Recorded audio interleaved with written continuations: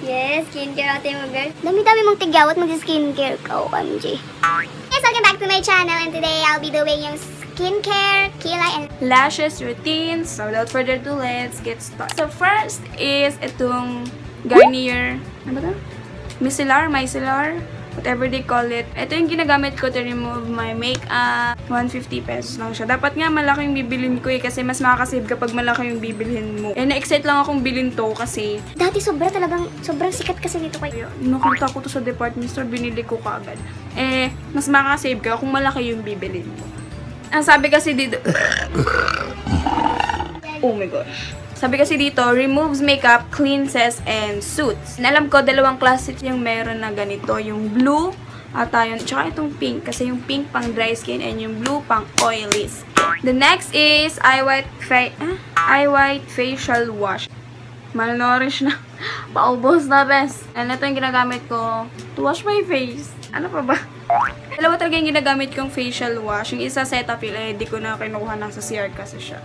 Yung isa, yung eye white pang umaga, yung Cetaphil pang gabi. And for moisturizer, dati ito yung ginagamit kong Nivea Soft, pero shift to this kasi simula nung na-discover ko to, ang ganda kasi niya. Lambot niya sa mukha.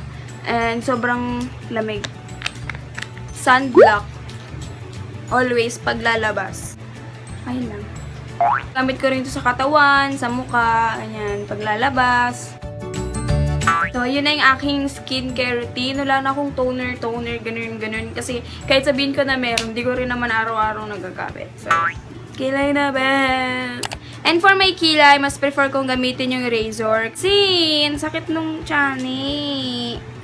And sa kilay, sinusundan ko na mismo kung anong shape yung meron ako. Hindi na ako magdadagdag ng art dyan. Before ako mag-ahit, nilalagyan ko na ng lotion dito kasi para hindi siya harsh. Kasi mas malambot pag inahit mo na siya.